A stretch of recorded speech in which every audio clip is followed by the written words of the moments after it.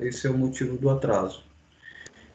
Então, nós vamos continuar a aula. É importante revisar com vocês, lembrá-los do nosso compromisso em relação às atividades do portal, realizar a leitura sempre prévia do assunto que a gente vai trabalhar. Nesse caso agora foi do assunto 2.1. Sem essa leitura prévia é muito complexo o assunto e normalmente muito distante para a maioria dos alunos, por se tratar de assuntos do cotidiano, né? Quando a gente fala de computação, a gente está falando de um mundo muito específico. A gente está entrando em uma área da qual ela requer um certo nível, uma certa leitura para poder haver um entendimento mais complexo, mais completo no caso. Então é importante que vocês sempre façam essa leitura prévia, que vocês façam a pré-aula e a pós-aula, e o coordenador pede para lembrá-los sobre o desafio nota máxima, né? Os índices ainda dessa disciplina, do nosso curso de forma geral, ainda estão com índices muito baixos, e esse mecanismo, esse método é importantíssimo para que a faculdade consiga realizar diagnósticos em relação ao ensino-aprendizagem de vocês. Então, para fazer um incentivo em relação ao desafio nota máxima, eu devo lançar um exercício para vocês, que é justamente vocês fazerem o desafio nota máxima, e eu vou verificar como é que eu consigo checar se isso está feito ou não. E é atualizado. De quem tiver feito, eu vou lançar mais 100 pontos como atividade de sala de aula. Mas eu vou escrever um texto detalhado sobre isso para poder falar com mais precisão. Mas isso certamente tem que ser, isso não vai demorar mais de 2 dias para ser feito. Considerando que é uma atividade extra, não uma atividade oficial da disciplina. Uma outra informe importante, pessoal, que eu devo lembrá-los, é que próxima semana vai ser a semana de avaliação. Então, a semana da avaliação vai ocorrer do dia 20 ao 24. Vocês vão poder fazer a prova qualquer dia da semana, em qualquer horário, independente da aula, e realizar essa avaliação diretamente no AVA. Lá vão ter 10 questões e vocês vão responder essas questões de acordo com aquilo que vocês julgarem sendo correto ou incorreto, como uma prova normal. Alguma dúvida sobre a prova?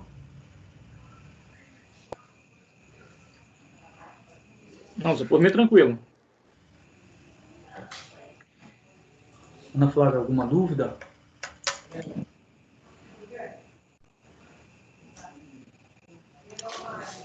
Não, sobre a prova não, professor. Desculpa o atraso aí sobre a aula. Eu gostaria de saber realmente sobre a questão da atividade 4, que vai terminar praticamente agora no dia 17, né? Como estava essa internet, conversei com o senhor lá no meio, e aí eu fiquei meio desorientado em relação a essa atividade. Eu queria saber de uma forma que poderia ser esclarecida, o conteúdo realmente que tem equipe, se a possibilidade ainda de cruzamento de alguma equipe, ou tem que fazer individualmente e queria esse suporte. Entendeu? Certo. Jairo, como essa é uma informação que eu já passei, já escrevi em detalhes para toda a equipe, não é muito prudente eu tirar uma dúvida de uma informação que já foi passada e a maioria já sabe. Então, tu vai me mandar uma mensagem para mim no privado e eu vou tentar resolver o teu problema, certo? Para a gente não gastar o tempo de toda a turma para resolver um problema que já foi resolvido para a sua maioria. Beleza? Tranquilo, tranquilo. Mais alguma dúvida em relação à prova, pessoal?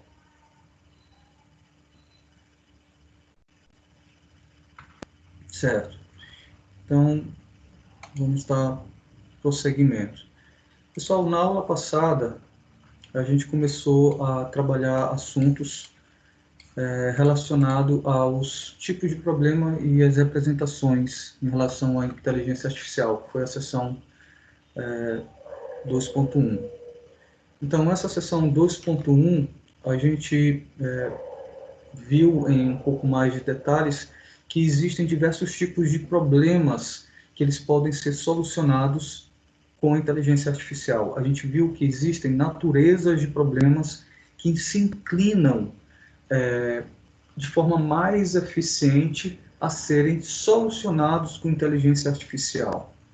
Então, esses tipos de problema são problemas que normalmente existe a influência da probabilidade para a gente poder utilizar como mecanismo de solução, que nos leve a um mecanismo de solução. Então, métodos de aprendizado, como o aprendizado estatístico, é um dos tipos de estratégia que a inteligência artificial utiliza para poder solucionar problemas, né? A gente viu que um dos exemplos foi soluções meteorológicas, né, com relação à previsão do tempo, que ela não especifica de forma muito clara como se vai de fato ou não chover, se vai de fato ou não ter sol. Então isso acontece porque o sistema é muito complexo, o ambiente do qual essas informações estão inseridas são muito complexas.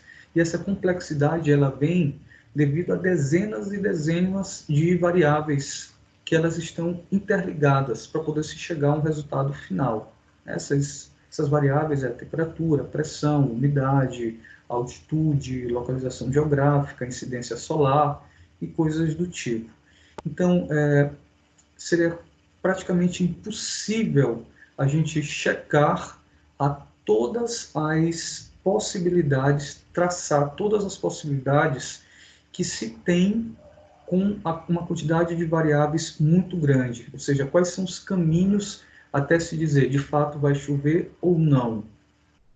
Então, para que isso ocorra, a inteligência artificial ela utiliza justamente de mecanismos probabilísticos, né? Os métodos probabilísticos. Então, ele trata de uma forma de resolver essa indecisão que leva em consideração as probabilidades de cada ação.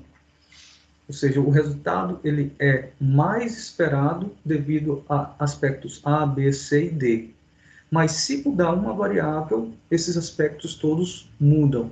Então, como a gente viu, existem os agentes inteligentes que eles têm acesso ao ambiente por meio dos seus sensores e alteram o ambiente por meio dos seus atuadores. Então, essa composição, que é o princípio da inteligência artificial, uma das estratégias desse elemento de conversar com o meio ambiente, atuar com o meio ambiente, é o princípio para poder termos soluções por meio de inteligência artificial. Beleza. Então, um caminho a ser seguido para se chegar à solução. Tem caminhos que são mais rápidos, tem caminhos que são mais eficientes, tem caminhos que são mais seguros, tem caminhos que são mais econômicos. Como decidir qual caminho é mais eficiente? A gente começou nosso estudo na aula passada sobre justamente essas possibilidades. E uma dessas possibilidades foram a utilização das redes bayesianas, né? Então, para resolver esses problemas mais complexos, que tratam de situações probabilísticas, a gente leva em consideração a ideia de probabilidade, qual é a probabilidade de cada ação acontecer.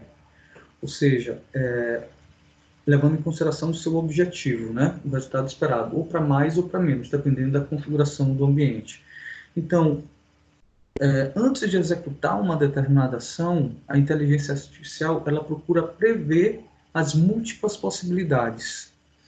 Se eu der um passo para frente, eu vou atingir uma determinada posição. Essa nova posição, para eu atingir de fato o meu resultado final, que é, digamos, atravessar a rua, quais são os outros caminhos, quais são as outras ações que eu devo tomar?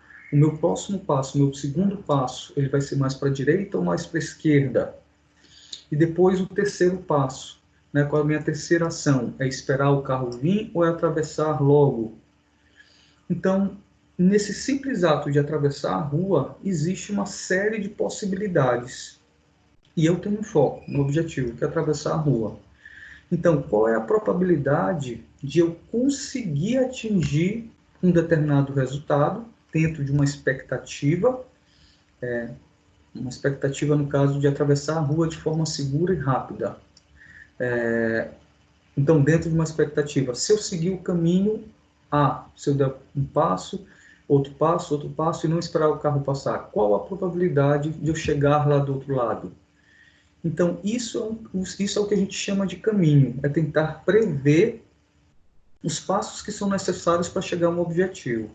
E aí o computador, ou a inteligência artificial, teoricamente, ela passa a investigar todos os casos, todas as possibilidades, todos os caminhos que são necessários para se atingir esse objetivo.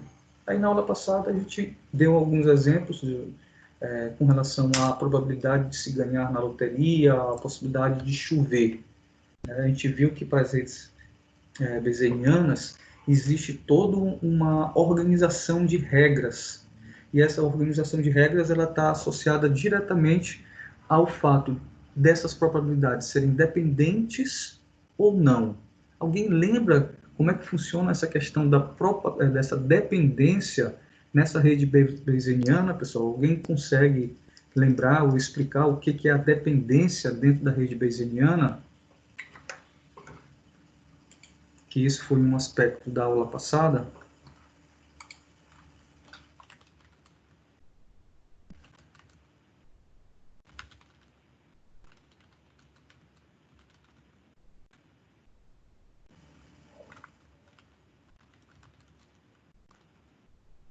E aí, ninguém lembra o que é uma dependência na rede bayesiana que a gente viu na aula passada?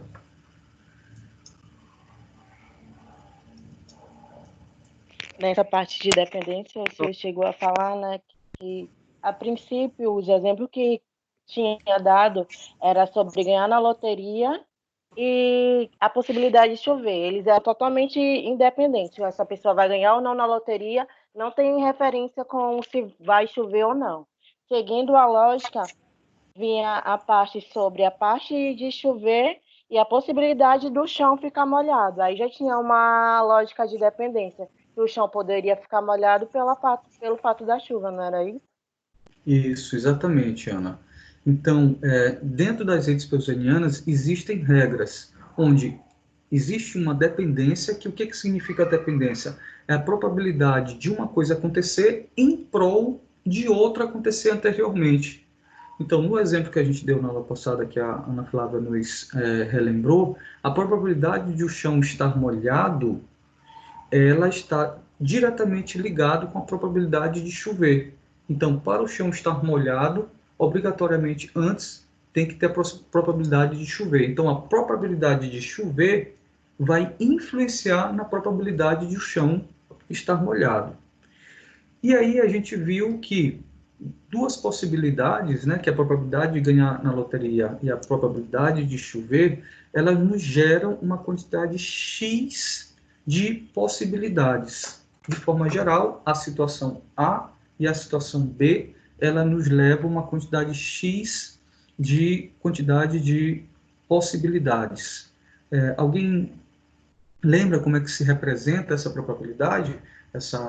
A probabilidade de chover e a probabilidade da loteria, como é que a gente representa isso através de fórmula?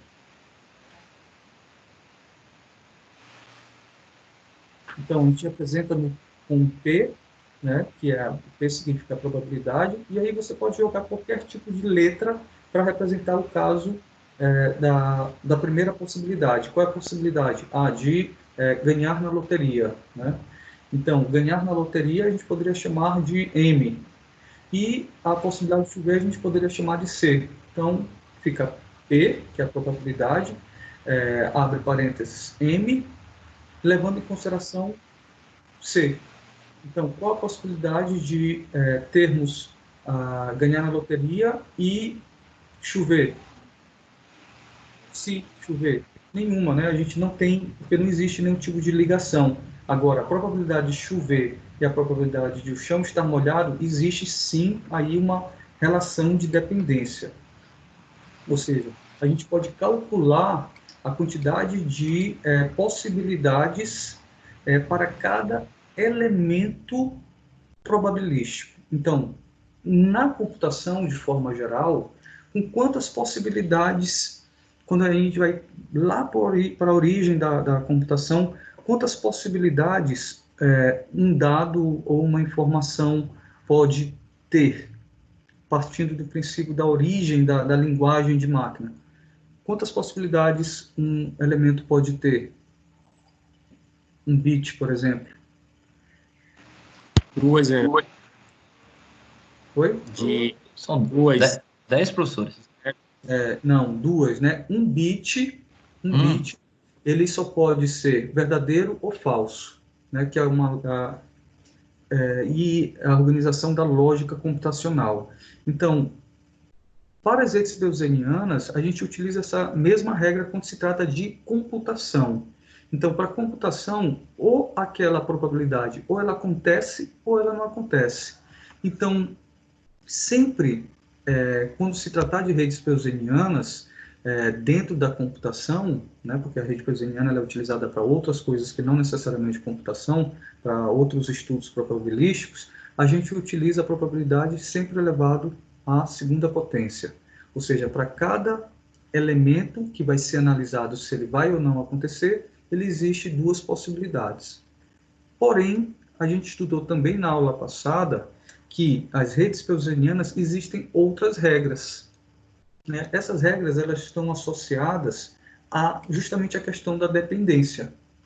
Então, inicialmente, a gente viu que quando a gente tem dois elementos, e esses dois elementos eles estão associados à possibilidade de acontecer ou não da situação, a gente pode realizar o cálculo de várias probabilidades. Por exemplo, se a gente tem 5 probabilidades, como a gente viu na aula passada lá, A, B, C, D e E, certo? Cada possibilidade dessa, ela pode ou não acontecer. Beleza. Isso se a gente vê essas possibilidades de forma separada, A, B, C, D e E. Agora, se a gente faz uma relação dessas possibilidades, dizendo que C só pode acontecer se A e B forem verdadeiros, e D só pode acontecer se C for verdadeiro, e E só pode acontecer se o C for verdadeiro, então aí a gente faz toda uma amarração. Naturalmente, esses 5 elementos, eles têm duas possibilidades, ou acontece ou não acontece, se eles fossem vistos de forma separada.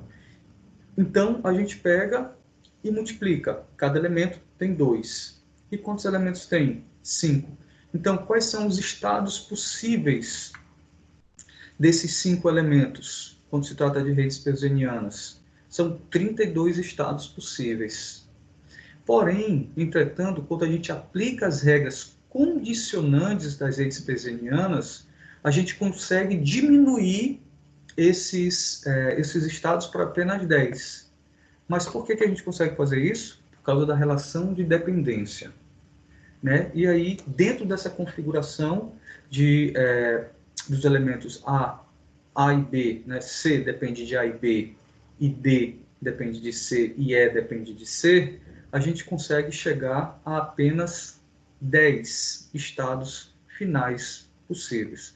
Aí na aula passada também a gente viu como é que isso é representado, né? Se que PA é um estado, PB é um estado, mas já o PC ele depende de A e B, então são 4 estados. E assim por diante. Eu pedi para vocês fazerem uma atividade baseada nesses estudos que a gente desenvolveu. Eu acredito que da aula passada foi praticamente isso que nós estudamos. Alguma dúvida sobre qualquer aspecto desse que a gente conversou? Só uma pequena revisão da aula passada. Não, nenhuma. Certo.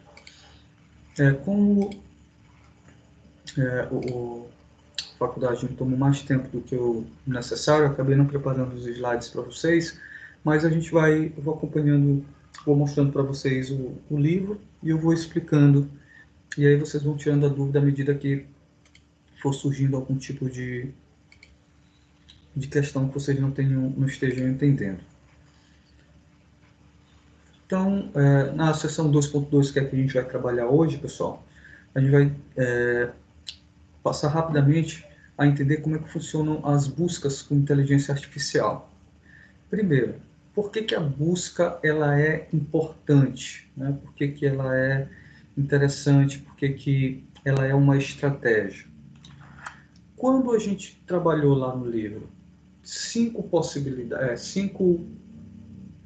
probabilidades, e cada probabilidade tinha 2 possibilidades, aconteceu ou não aconteceu, a gente chegou num número de 32. 32 o quê, professor? 32 estados. Certo. Aí a gente aplicou as regras de dependência das redes bayesianas, né, o padrão de regras, e conseguiu diminuir para 10 estados. Porém, os problemas de inteligência artificial, que são aplicados para a inteligência artificial, normalmente têm uma quantidade muito grande de possibilidades. Não são só 5 probabilidades, são às vezes dezenas, centenas, em alguns casos milhares. Então, imagina só você criar uma rota, imaginar uma rota, qual é a rota mais eficiente para você sair daqui, São Luís, e chegar em São Paulo. Levando em consideração que você tem diversos caminhos possíveis. Então, quando você sai daqui, digamos que os seus pontos são os estados. Você sai do Maranhão, aí você pode ir para São Paulo ou por Teresina, ou por Belém. Você pode ir para São Paulo por mar, você pode ir para São Paulo pela Bahia, né, porque lá no final do estado já tem praticamente limite com o Maranhão, com a Bahia. Você pode ir pelo Tocantins. Então, o nosso estado ele é limite com diversos outros estados. E aí você escolhe ir pelo Piauí. Aí, quando você chega no Piauí, você tem outras possibilidades. Qual é o seu próximo estado a ser visitado? Você pode ir pelo Ceará, você pode descer pela Bahia e assim por diante. Então, cada situação dessa de caminho vai ser um estado que você tem um grau de probabilidade de percorrer aquele caminho. Então, cada rota que vai ser traçada, ela vai te dar milhões de possibilidades, porque a cada novo estado, a cada nova decisão, você se depara com diversas outras múltiplas possibilidades, aumentando assim o número de probabilidades de forma muito exponencial. Então, você tem um problema para ser resolvido, e esse problema ele tem uma quantidade muito grande de possibilidades e muito grande de soluções. Para a computação, não basta somente ter uma solução. Essa solução ela precisa ser eficiente. Quando é que essa solução ela é eficiente? Bem, para a gente dizer que uma solução é eficiente, a gente precisa traçar parâmetros. Eu quero chegar a São Paulo de forma mais rápida, saindo do Maranhão. Ou quero chegar de forma mais segura, porque eu estou trabalhando com uma carga valiosa, ou eu quero chegar de forma mais econômica, porque eu quero, porque eu estou com poucos recursos. Ou seja, depende dos parâmetros. Então, para cada caminho que vai ser percorrido, que vai ser planejado ou simulado pela inteligência artificial, ele vai comparar essas medidas, como eu posso dizer, essa declaração do que é o ideal. Então, um problema computacional que é solucionado com a inteligência artificial, ela não se propõe a solucionar sem parâmetros.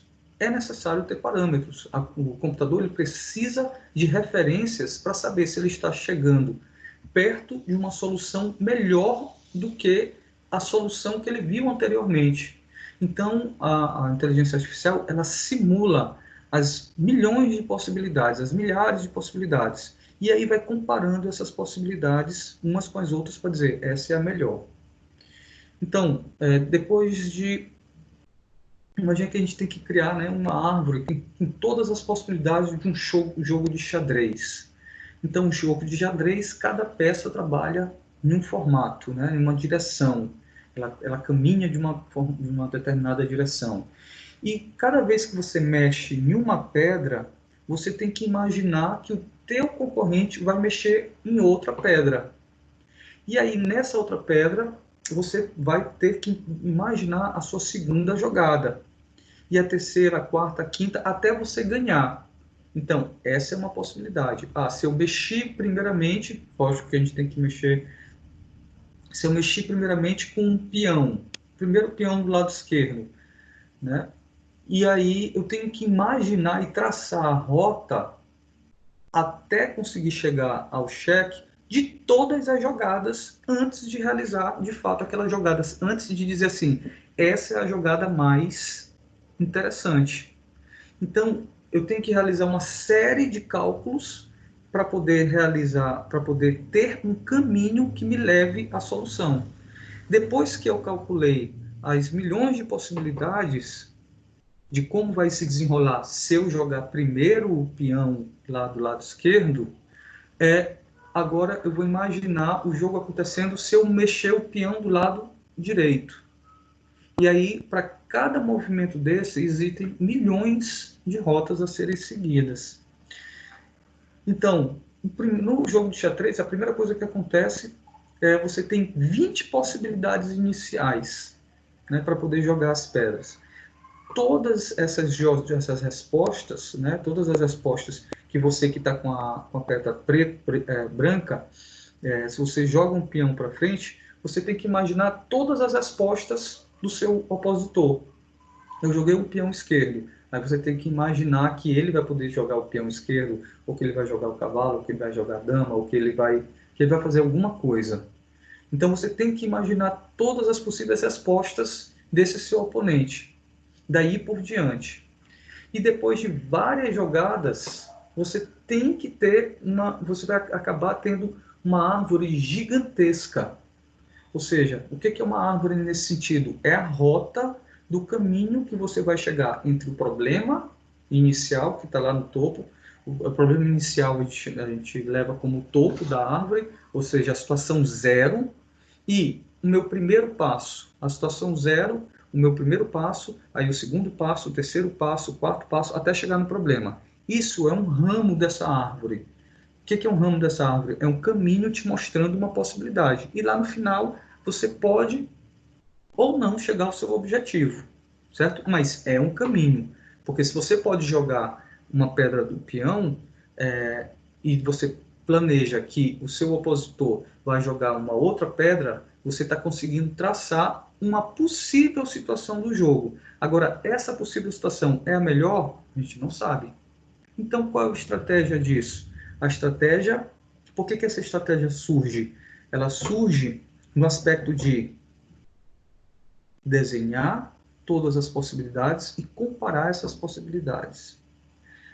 Quando existe uma variação muito grande da combinação das jogadas possíveis, é quase impossível a gente visitar todos os caminhos dessa árvore hipotética para poder a gente escolher essa melhor jogada.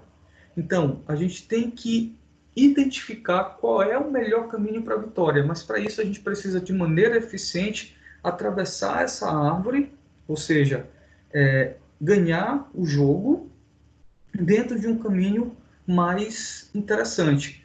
Como é que a gente vai fazer isso? Sempre analisando os resultados obtidos em cada jogada.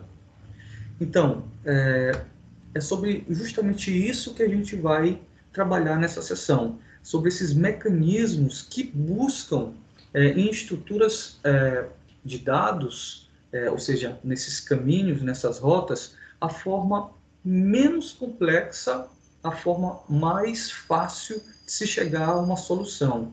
Então, esses mecanismos, um dos elementos fundamentais desses mecanismos, pessoal, são justamente os agentes inteligentes que a gente viu na aula retrasada, que ele faz parte dessa solução de inteligência artificial. Então, alguma dúvida sobre essa primeira sessão aqui do nosso livro e o que é uma busca de inteligência artificial? Se eu precisasse que vocês explicassem o que é uma busca com inteligência artificial, vocês conseguiriam versar alguma coisa sobre isso, pessoal?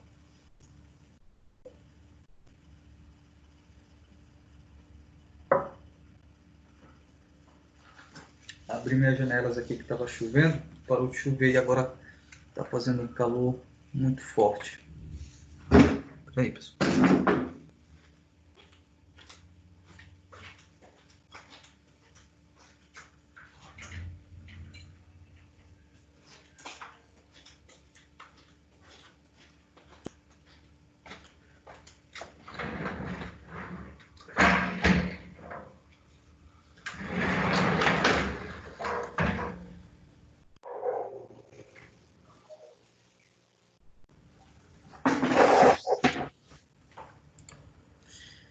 Certo. Alguma dúvida, pessoal, sobre a busca com inteligência artificial? Por que isso é importante? O que é uma busca?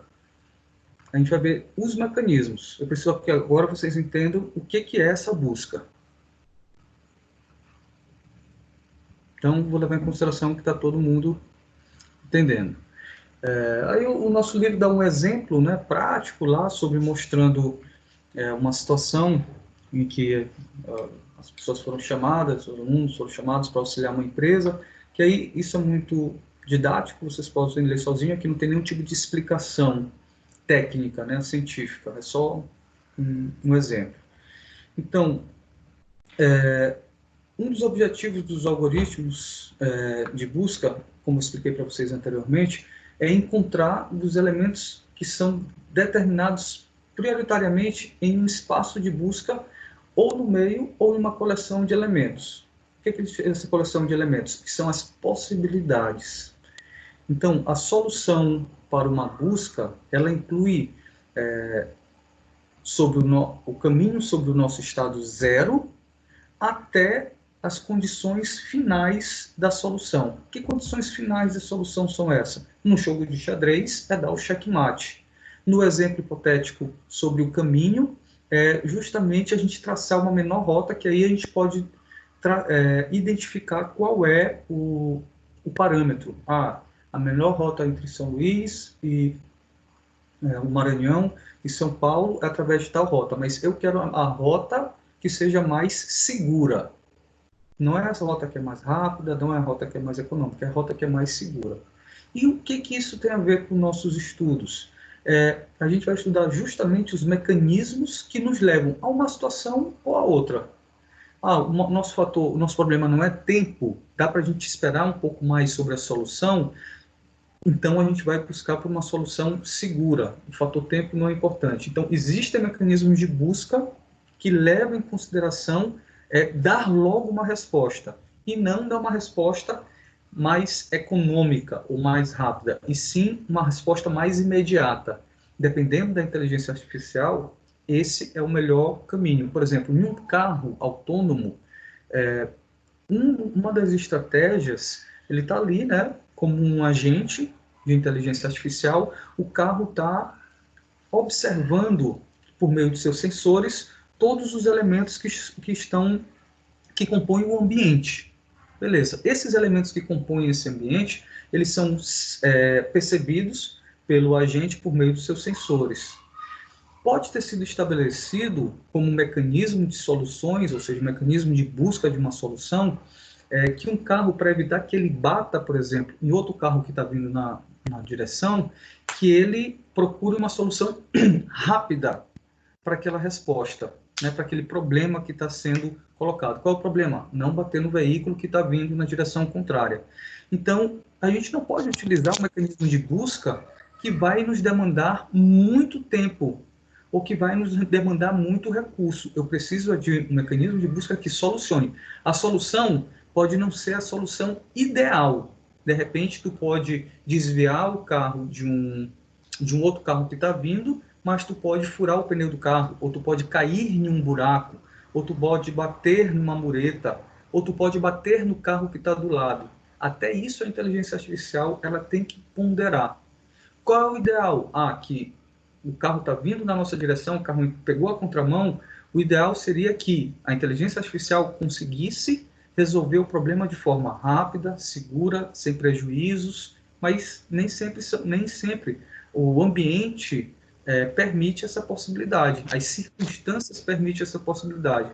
Então, a inteligência artificial pode utilizar um mecanismo de busca que seja rápido, mas que dê uma solução. Essa solução não é a solução mais perfeita, mas é aquilo que a gente, naquele pouquíssimo tempo, pouquíssimos segundos, era dessa forma que a gente poderia solucionar. E a gente acaba tomando essa decisão. Vocês entenderam o exemplo do carro, pessoal? Nesse aspecto de buscar uma solução, vocês conseguiram enxergar uma árvore de soluções nessa questão da busca, do mecanismo de busca? Alguém? Sim, professor. Sim, professor. Sim. Beleza. Então, como a gente já viu, né, os agentes inteligentes, expliquei para vocês, eles coletam alguma estrutura que lhe é permitido por meio desses sensores e encontrar subconjuntos necessários para a tomada de decisão, ou seja, um caminho, né, em um determinado tempo qualquer. Uma vez que essa estrutura tende a crescer, deve ser percorrido de alguma forma eficiente para que o agente seja efetivo em uma situação, ou seja, dê uma resposta eficiente.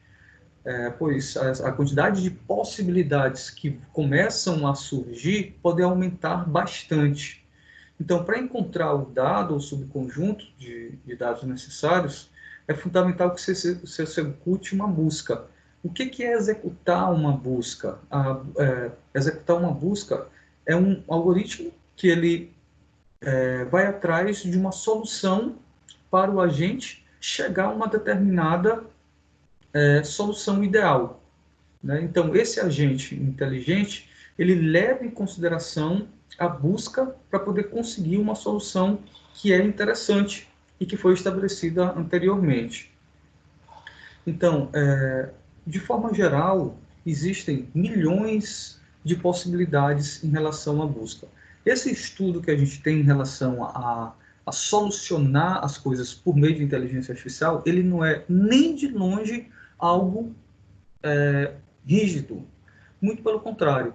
Cada pessoa que começa a entrar nesse mundo da inteligência artificial pode criar na sua mente um mecanismo de organização de uma estrutura que possa chegar a soluções mais interessantes. Aqui a gente está estudando as maneiras, as buscas, os mecanismos mais clássicos da literatura computacional. Então, existem vários tipos de estrutura de dados que eles se aproveitam dessas características, dessas estruturas, para serem consideradas mais eficientes ou menos eficientes. Então, diversos mecanismos de buscas para diversas soluções. Existem para diversas problemáticas. Nós temos diversas problemáticas e, dependendo da característica do problema, um mecanismo de busca A, B ou C, ele se torna mais interessante. Então, os nossos autores, né, eles descrevem que os mecanismos de busca, isto é, sem esses mecanismos de busca, que lhes permitisse a avaliação de suas estruturas de dados, os agentes inteligentes não teriam como decidir quais ações adequadas a serem tomadas no seu processo de resposta de um problema de inteligência artificial. Por quê? Um agente inteligente, ele precisa de um histórico. Ele precisa fazer uma proporção sobre o caminho que ele vai chegar, ou seja, ele precisa traçar o caminho que ele vai chegar e, a partir desse caminho, imaginar que ele vai conseguir chegar a uma solução. Ele chegou a uma solução ou ele chegou a algum destino, ele vai ter que fazer isso novamente, isso fazer que a gente fala é em simulação, tá, pessoal? Ele vai simular isso novamente, mas só que outro caminho. Então, ele acaba criando uma rede de caminhos que estão interligados, ou seja, que são as possibilidades, e a partir daí ele começa a pesar. Ah, essa minha primeira tentativa, que foi esse caminho, ele foi interessante, mas o segundo foi melhor ainda, o terceiro foi melhor ainda. Então é assim que a inteligência artificial funciona. Ela vai comparando as rotas, os caminhos que ela traçou, que ela já percorreu dentro de uma memória, dentro de uma rede, e a partir dessa rede ela consegue tomar uma melhor decisão. Então, o primeiro tipo de busca que a gente vai estudar, pessoal, é o que a gente chama de busca em extensão, né? Busca em extensão. Então, a gente viu alguns jogos, né, de outros tipos entre outros tipos de programa, que criam estruturas de dados. Essas estruturas de dados, que a gente viu lá na rede bayesiana, são chamadas de árvores de decisão. Então, à medida que o jogo progride, essas árvores existem o estado atual do jogo e as possibilidades futuras. No caso aqui, nosso desenho tem um jogo de dama, né, onde a gente pode prever, tá escrito de forma expressa no desenho, que nós temos duas peças, né, cinzas e uma peça branca. E a gente consegue ver as possibilidades, estão marcadas as possibilidades de movimentação dessas peças cinzas, né, dessa peça cinza. Então, a primeira possibilidade, como a própria figura está mostrando, é a gente movimentar as peças cinzas na posição 1, 2, 3 e nas casas, né? 1, 2, 3 e 4, dependendo da jogada da peça cinza. Então, para cada uma dessas jogadas possíveis, as peças brancas elas podem se mover em resposta das casas de 1 a 4, dependendo da jogada da peça cinza. Então, o que ele quer dizer? Se a peça cinza, né? Deixa eu ver se eu consigo riscar aqui, para poder ficar mais didático. Então, se esse lápis está muito fuleiro.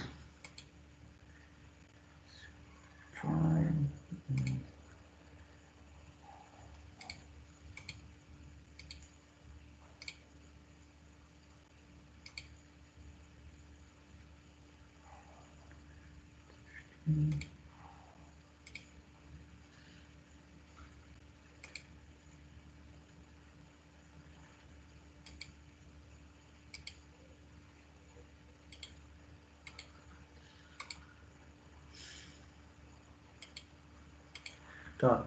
Então, se essa peça cinza ela se movimentar para a posição 1, né, a peça branca ela vai poder se movimentar para a posição 2. É uma possibilidade.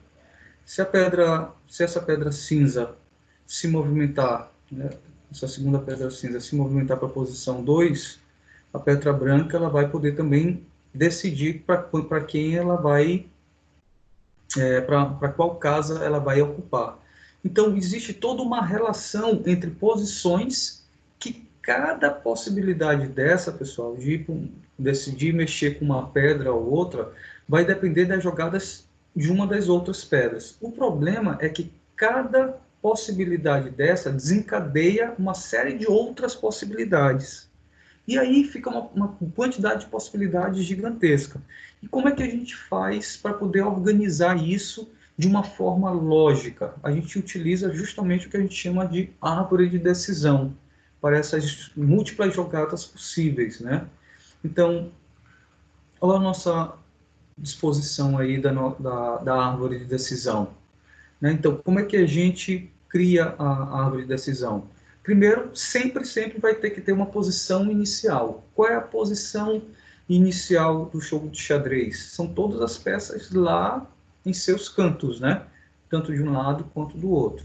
No caso aqui do nosso tabuleiro, a gente tem a posição inicial, são essas que o tabuleiro está aqui, né? É só uma questão hipotética, mas a gente sabe que o jogo de dama não funciona dessa forma, mas nós temos a posição inicial, que foi definido como ponto zero, E aí a gente tem as jogadas da pedra cinza. Então, a primeira a pedra cinza, ela vai para a posição 1. Né? Ela vai para essa posição aqui. Então, se ela vai para essa posição 1, a pedra branca ela tem duas possibilidades. A de ir para a casa 2 ou a de ir para a casa 3. Então, depois que essa pedra veio para cá, a pedra branca ela vai poder ocupar a casa 2 ou ocupar a casa 3. Então, essa é uma forma de percorrer as possibilidades dessa... É um caminho para poder chegar a uma determinada situação. Aqui finalizou as coisas? Não. A gente está só mostrando para vocês como é que a árvore de decisão ela nos auxilia a entender o mundo. O que a gente está fazendo aqui, pessoal, é organizando os elementos do mundo real para uma padronização lógica dentro de um contexto computacional, utilizando uma estratégia que é a árvore de decisão. Então, se a ideia da jogada, né, do pessoal que está com as pedras cinzas for, ao invés de mexer para a posição 1, mexer para a posição 2, então, mexeu essa pedra aqui para a posição 2, então, a gente consegue identificar que as pedras brancas podem ser movidas para 1 ou para 3. Se ele movimentar para 1, o que ele está fazendo? Ele vai estar dominando essa pedra cinza, né? Porque essa pedra cinza está nessa posição, e ele vai da pedra branca, dessa posição que a pedra branca está, para a posição 1. E aí ele consegue dominar essa pedra cinza que estava na casa 2. Então, tecnicamente, isso não é um caminho muito interessante para o pessoal se o jogo percorrer esse caminho aqui, isso não é um caminho muito interessante para o pessoal da pedra cinza. Se a pedra cinza for jogada para a casa 2, existe essa possibilidade de ele perder a pedra, porque o pessoal da pedra branca vai acabar dominando essa peça cinza, levando a sua peça branca para o caminho 1. Mas existe também, por algum motivo, o jogador da pedra branca vai movimentar a pedra branca, a única pedra branca que ele tem, para a casa 3. Ou seja, rapaz, eu não vou comer essa pedra não vou dominar essa pedra. Eu vou movimentar a minha aqui. Ele pode, é uma possibilidade. Ah, essa é a mais lógica, essa é a mais inteligente? Não, mas de repente ele tem uma outra estratégia que não está claro, né? E aí a gente chega novamente a uma outra condição, a um outro contexto, a um outro estado do jogo. E por fim, para essa posição inicial, a outra possibilidade que a gente conseguiu mapear é o jogador das pedras cinza. Esse jogador, ele movimentar a pedra para a posição 3. Né? Então, cinza para a pedra 3. E aí, quando ele chega na pedra 3, ele dá a possibilidade do jogador com as pedras brancas chegarem a 2 estados, que é movimentar ou para a sua pedra branca para a casa 2 ou para a casa 4. Ou seja, a pedra está aqui, a pedra cinza, né? Ela veio para cá, para a casa 3. E aí, esse jogador, ele pode, da pedra branca, ele vai ou dominar a pedra na situação de levar a sua pedra branca para a situação 4, ou então ele vai se afastar, movimentando a pedra branca para a casa 2.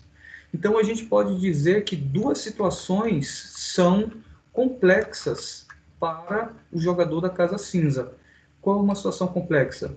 Primeiro, ele jogar a pedra cinza dele na casa 2, e aí ele perder essa pedra porque o jogador das pedras brancas vai dominar a pedra dele a partir do momento que ele conseguir, com um movimento, levando a pedra branca para a casa 2.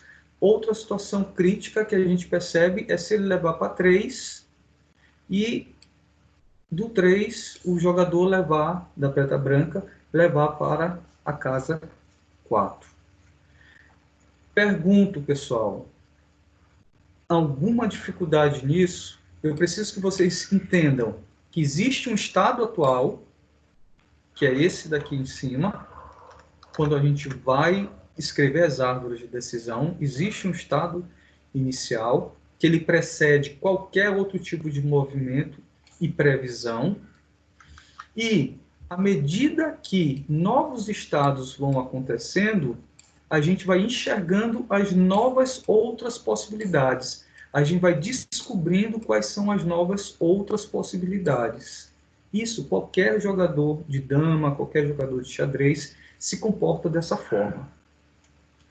Aí eu pergunto para vocês entenderam todos esses elementos e como é que a gente organiza as possibilidades dentro de uma árvore de decisão, pessoal?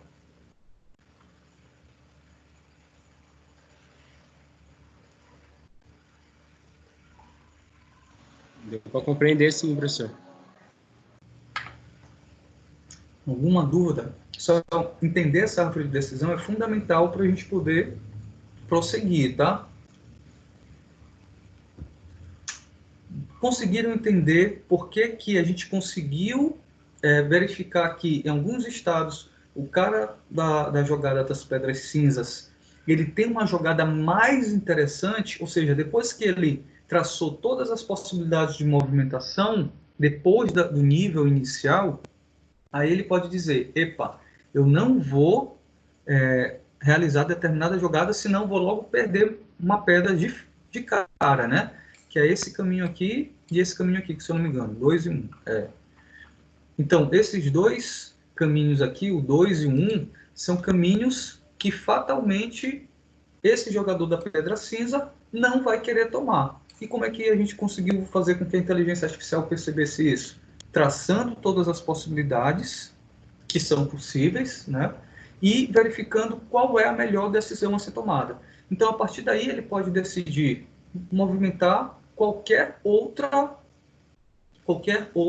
como eu posso dizer, posição, né? Ou seja, ele pode seguir o caminho do 3 e 2, ou o caminho 3, 2 e 1, ou o caminho 1, 2, né? Em relação à movimentação. E não aquele que vai fazer com que ele perca uma pedra. Beleza, pessoal? Então, a montagem de uma árvore de decisão é uma parte fundamental no jogo de dama, no jogo de xadrez, outros jogos listados, conhecido como aquilo que a gente chama de mapeáveis, são caminhos, né? Contudo, uma vez que a gente montou essa árvore, ela deve ser justamente ajustada para cada jogada que ainda vai ser realizada um pouco mais na frente.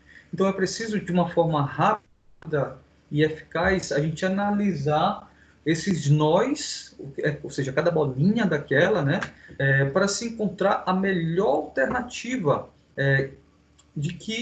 qual a melhor alternativa que a gente pode ter.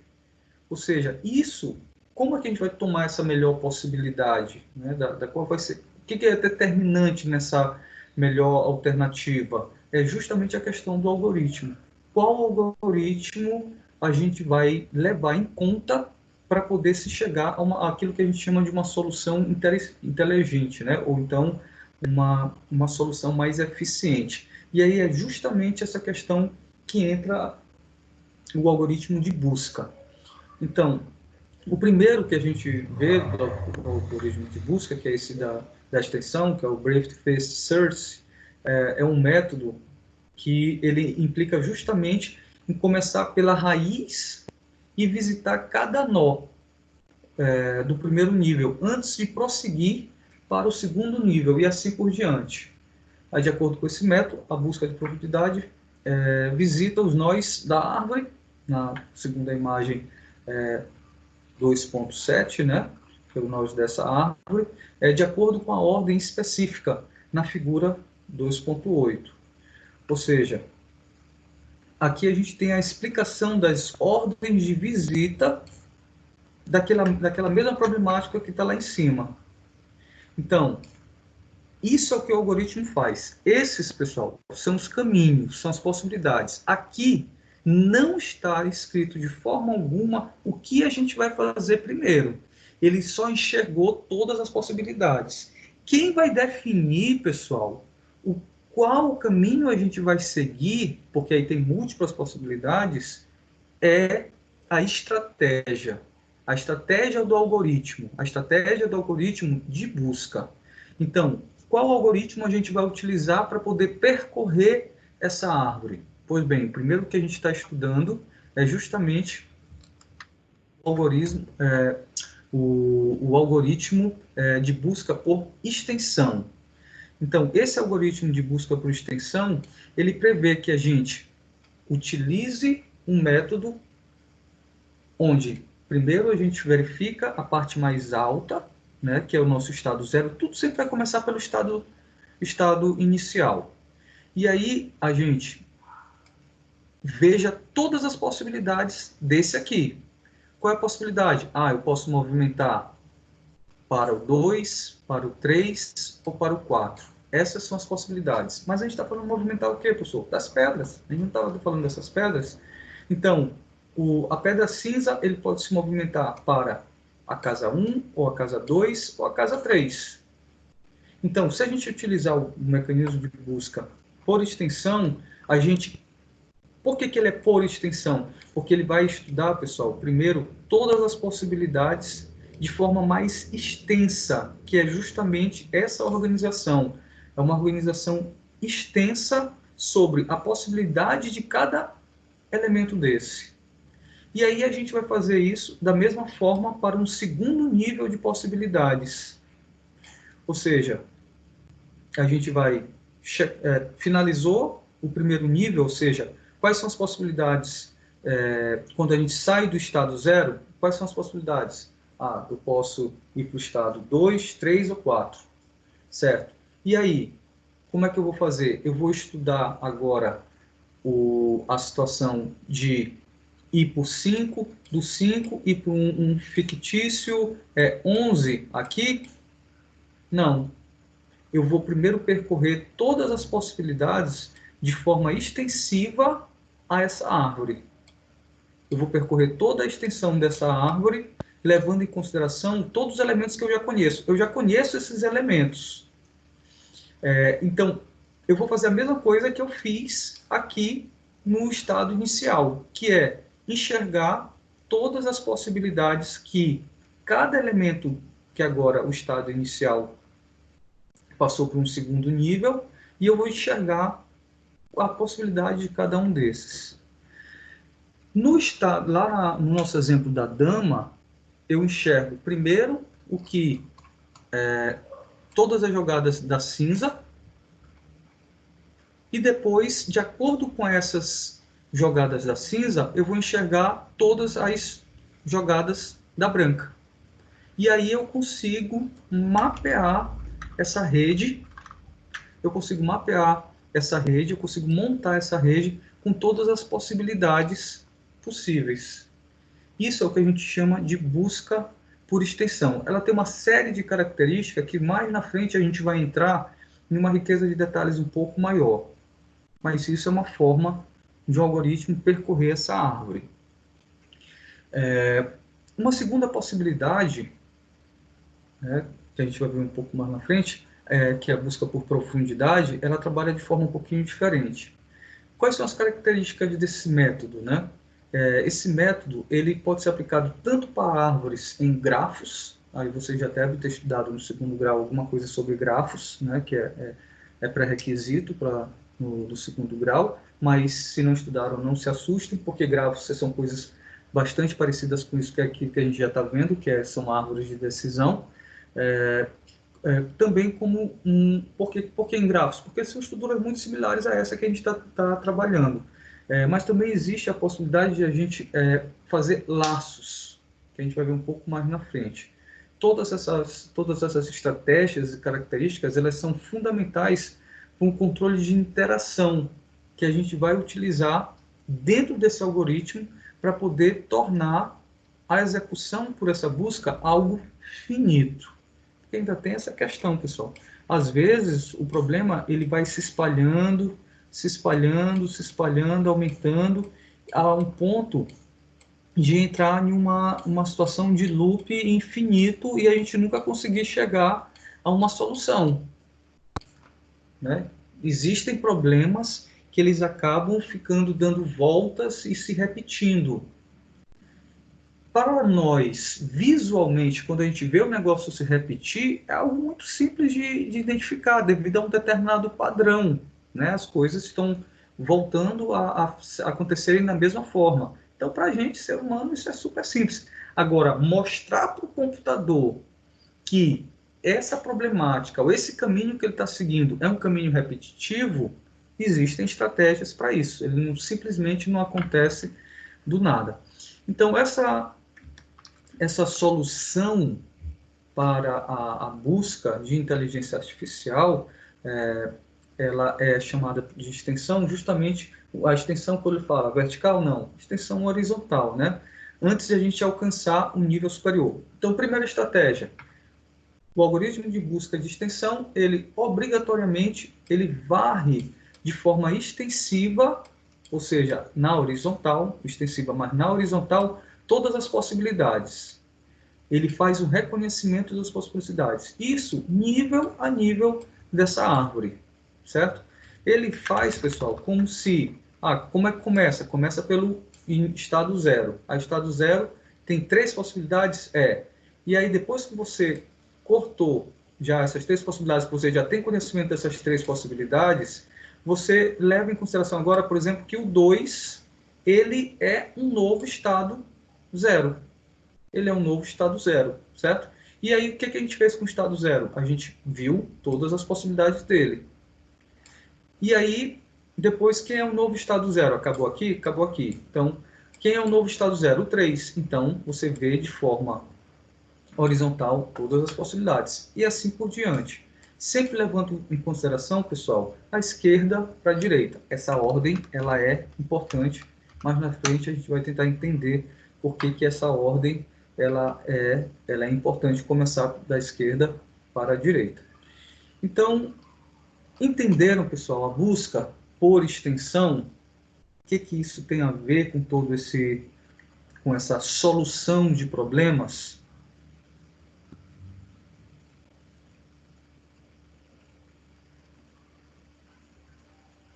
Alô, meu povo. Vou ter tão calado hoje. Estamos aqui, professor.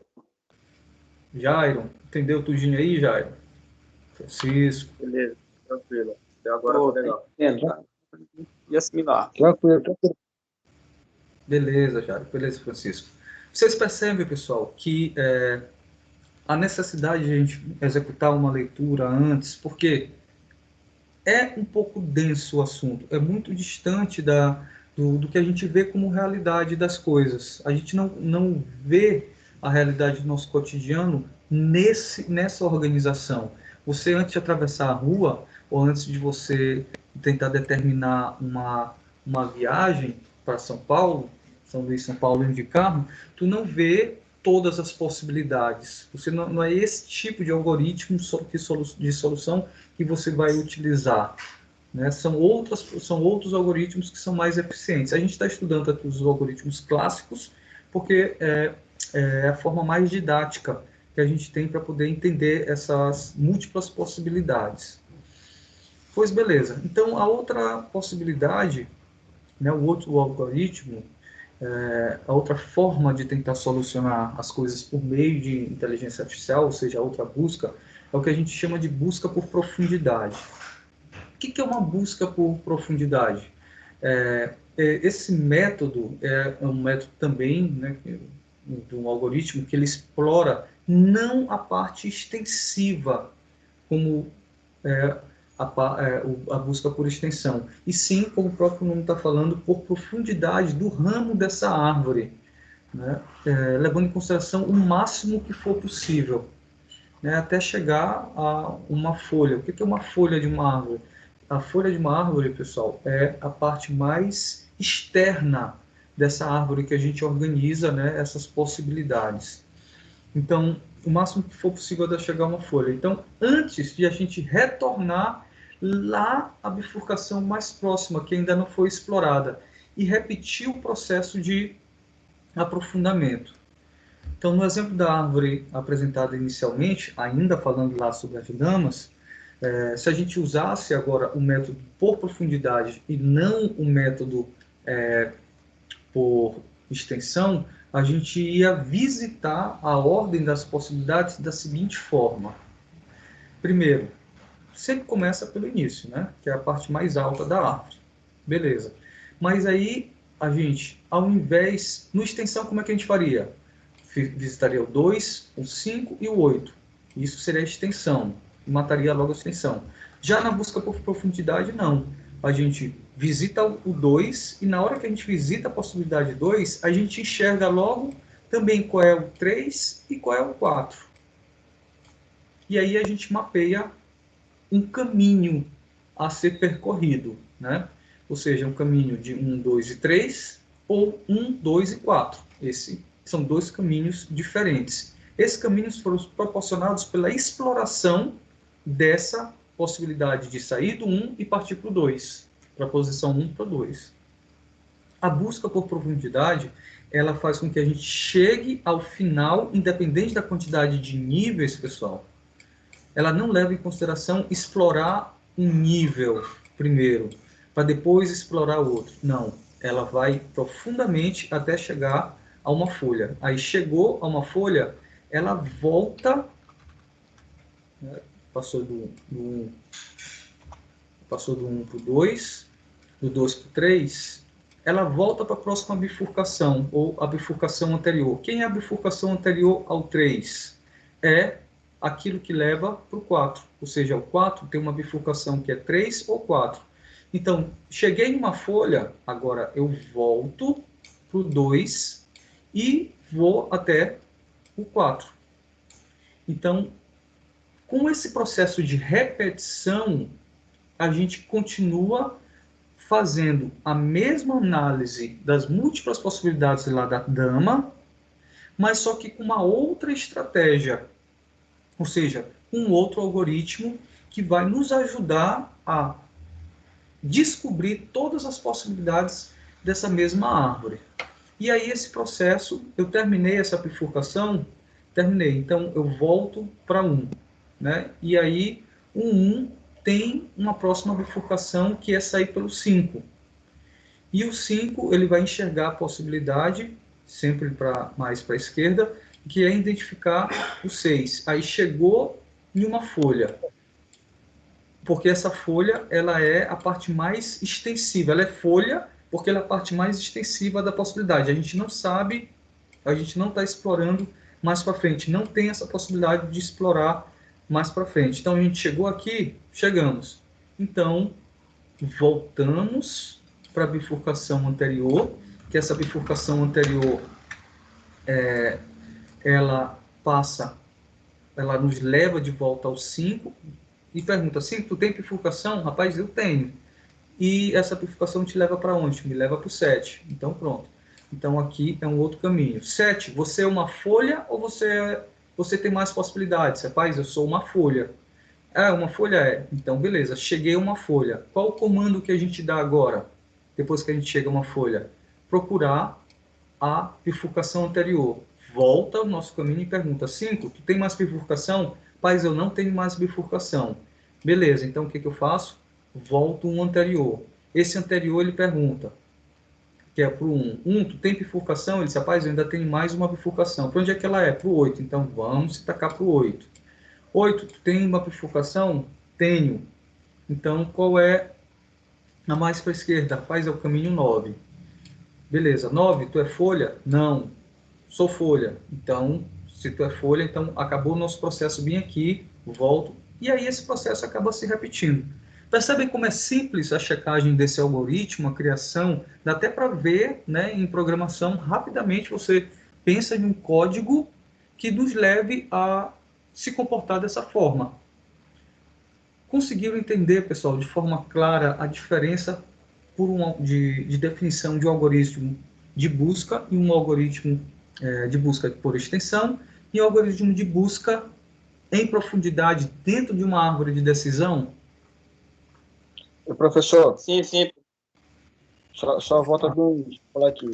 O certo, porque o senhor falou aqui por profundidade e por extensão, né? Aí o senhor Sim. deu daí duas possibilidades, que vai Sim. do 1 para o 2, aí o senhor falou profundidade, que foi para o 3 e para o 4, né? Aí quando acabou, voltou. Mas se eu te falar, mas se eu fosse, vamos supor, do 1 para o 2, depois do 1 para o 5, depois do 1 para o 8, estaria errado? Aí voltava para o 2, fazer o 2 e o 3, depois o 2 e o 4, de profundidade. Olha, depende. Se eu pedir para vocês solucionarem um problema usando busca por profundidade e você for do 1 para o 2, do 2 para o 5, do 5 para o 8, você não está fazendo profundidade. Você está usando uma estratégia de extensão. Certo? Sim, Então, sim, certo, sim. não existe certo e errado. O que existe é usar o algoritmo conforme está sendo pedido. Certo? Lembra como eu falei assim, pessoal, depende, você tem um problema de inteligência artificial e ele vai depender do tipo de parâmetro que você vai definir como sendo ideal. Por exemplo, se eu for daqui para São Paulo, eu preciso de parâmetros para definir qual é o melhor mecanismo de busca que eu vou utilizar para poder solucionar esse problema para eu ir daqui de São Paulo. Porque eu tenho mecanismos de busca que eles são mais rápidos, outros mecanismos de busca que eles são mais precisos, outros mecanismos de busca que utilizam menos recursos. Então, dependendo do meu objetivo, do meu parâmetro de solução, eu vou utilizar uma metodologia, ou seja, um algoritmo de busca mais ideal. Não sei se eu consegui responder ao teu questionamento, Tá, Francisco. porque a dúvida era o seguinte, qual era o certo de fazer, né? De profundidade ou de extensão. Mas o senhor respondeu aí, disse que quando o senhor for fazer a pergunta, o senhor vai pedir, faça profundidade. Aí tem que fazer do 1 para o 2, 2 para o 3 e 2 para o 4, né? Que é o objetivo da pergunta. É isso que o senhor respondeu? Foi isso que eu Sim. entendi. Ou seja, tu perguntou assim, qual é o certo? Aí eu te pergunto, o certo de quê? Tu precisa primeiro me dar um problema bem estruturado para eu dizer o que é o certo. Entendeu? Eu não consegui entender o teu problema. Qual é o correto? Não, o correto é você buscar uma solução de acordo com aquilo que está sendo pedido. O que está sendo pedido? Vai variar de acordo com a questão. Se a questão falar para você que você deve solucionar esse problema por profundidade, você utiliza uma estratégia. Se ele disser que você vai utilizar a busca por extensão, você utiliza outra estratégia. Que aí é isso que vocês precisam entender. A diferença de uma estratégia para outra. Entendi, agora entendi. Obrigado, entendi agora. Beleza. E aqui o nosso livro tá falando sobre um exemplo da busca de profundidade, né, num processo que ele é um processo recursivo, né, que pode ser dividido em 3 etapas, que é isso que eu estava explicando isso que eu expliquei para vocês, né? A primeira tarefa, né, que é atravessar a árvore ou grafo recursivamente pela esquerda, né, como eu falei para vocês. A gente sempre começa pela esquerda. No inicial, não tem esquerda, porque ele é inicial, ele é único. Mas o inicial, ele tem a sua esquerda, então é o primeiro caminho que ele vai seguir. Beleza. Depois, atravessar a árvore ou grafo recursivamente pela direita, né? Atravessar a árvore ou grafo recursivamente pela direita. E a tarefa V, que é de visitar o nó da árvore no processo de análise do conteúdo no nó, podendo variar o uso para o uso do algoritmo. Ou seja, de forma geral, porque aqui ele problematizou muito as etapas. O que a gente precisa fazer é partir do estado zero para a esquerda e sempre repetir isso até chegar na folha. Depois que você chegou na folha, você volta ao anterior, por isso ele chama de recursivo, né? E você fazer isso de forma repetitiva. Você volta à folha anterior e questiona se existe algum outro elemento. Ou seja, normalmente, como se trata de redes computacionais, cada nó ele só tem duas possibilidades. Ou ir para a esquerda ou ir para a direita. Verdadeiro ou falso, certo ou errado, aconteceu ou não aconteceu. É isso que ele quer dizer. Então, primeira etapa, a gente vai pela esquerda, depois vai pela direita e vai visitar o nó da árvore no processo de análise de conteúdo do nó, ou seja, verificar se aquele nó, se ele ainda tem, se ele é uma folha ou se de fato ele para por ali naquela situação, certo? Se ele for uma folha, ele volta, se não, ele continua. Então, dependendo da ordem que são executadas as tarefas em cima, a gente vai ter resultados diferentes. Por isso que a gente precisa seguir essa ordem. Por isso que esse método de busca à profundidade ela permite que os nós de estrutura sejam apresentados em 3 tipos diferentes. A saber, então, existe o que a gente chama de pré-ordem, existe a pós-ordem e existe a em ordem. Certo? Cada ordem dessa são maneiras de executar a busca por profundidade, certo? A pré-ordem é essa que a gente viu, onde o primeiro nó ele é visitado, em seguida a gente realiza de forma recursiva a visita ao ramo da direita, e por isso a gente realiza o processo recursivo de visita ao ramo da direita. Caso não dê certo, a gente volta para cima e executa todas as atividades. Que foi o que a gente fez nesse sentido aqui, que o gráfico fica dessa forma. Após ordem, a primeira, ela realiza o processo recursivo e visita o ramo da esquerda, né, vindo já por baixo das possibilidades, identificando, fazendo uma ordem inversa daquilo que a gente fez no início. Ou seja, a ordem de visita nos nós em pós-ordem, a gente verifica a possibilidade 1 e identifica a possibilidade 2, certo? Então, qual é o final de tudo? Que aqui, no caso, é início, por isso que o nome está escrito pós-ordem, né?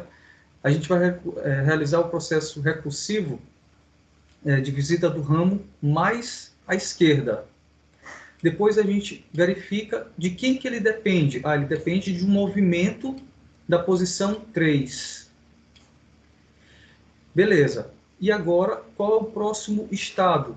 O próximo estado a ser analisado é o 4. Mas esse estado 4, existe um outro estado? Sim, existe um estado 5. Mas ambos esses estados eles dependem da situação, da probabilidade da situação do estado 6. E aí, o estado 6, ele tem outra possibilidade nesse mesmo nível? Não. Então, a gente passa para analisar a folha 7. A folha 7, ela tem algum outro estado nesse mesmo nível? Tem, que é a 8.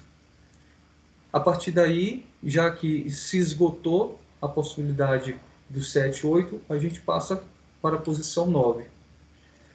Nesse nível já não existe mais nada a ser percorrido, a gente chega a uma posição de ordem 10, certo? Esses posicionamentos, essas buscas, pessoal, elas são realmente um pouco, como eu estava falando, mais complexas do que o que a gente está acostumado a ver no nosso cotidiano. Mas com outros exemplos que a gente vai ver com o recorrer das nossas aulas e, sobretudo, com a leitura de vocês prévia, a gente vai conseguir absorver todos esses exemplos de forma muito mais eficiente. Pessoal, para evitar que nós trabalhemos com um conteúdo muito extensivo, para a nossa prova, que é a próxima aula, eu já expliquei no começo da aula para vocês, a gente vai parar nessa parte do nosso conteúdo para poder realizar a prova. Então, a prova vai ser até aonde no nosso conteúdo?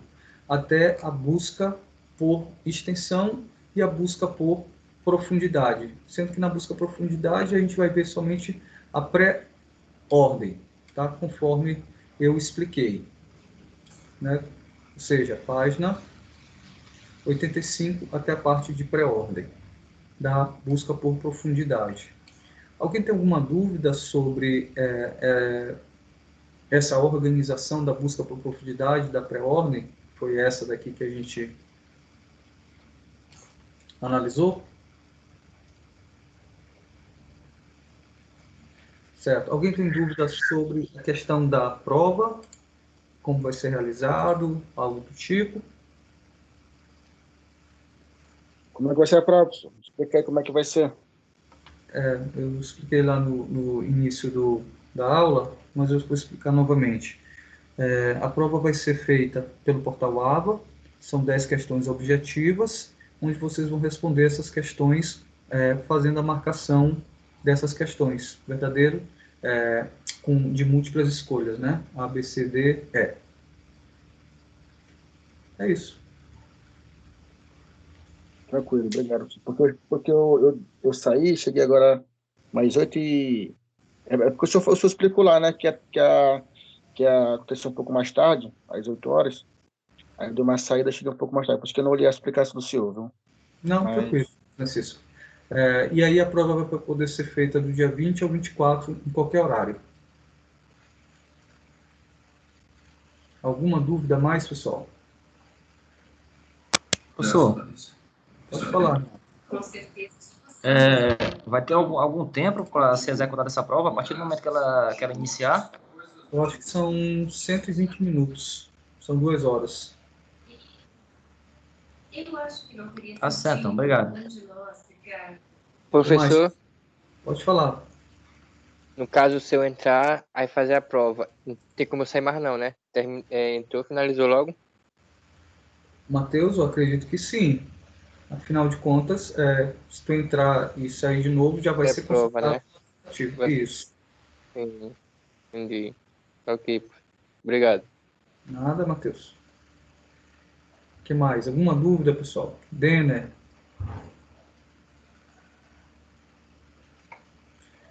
Não, professor, nenhuma, tá tranquilo. Certo. Então, na próxima semana, na semana de prova, não haverá aula. Essa é uma regra da instituição. Na semana de prova, vocês se concentrarem nessa questão. Façam um desafio nota máxima, que daqui a pouco ou amanhã eu vou explicar para vocês como é que vocês vão conseguir ganhar pontos na minha disciplina por meio do desafio nota máxima. Então, é importante que todo mundo atualize o desafio nota máxima e depois eu vou solicitar que vocês me mostrem, né, algum tipo de comprovação, que eu ainda vou ver com o coordenador como é que é essa comprovação, ou então se existe algum relatório. Parece que existe um relatório que dá para a gente verificar se o aluno fez ou não fez, e aí os que fizeram vão sinalizar para mim e eu vou lançar alguns pontos ainda da atividade de sala de aula. Mais alguma dúvida que possa ajudar? professor, Fala. esse nota máxima aí, eu até já fiz, já pontuei, né?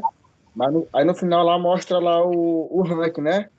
Que você desceu de acordo com as respostas certas. Aí a pergunta era o seguinte: o senhor não tem acesso não, né? No AVA não, né? Essas questões?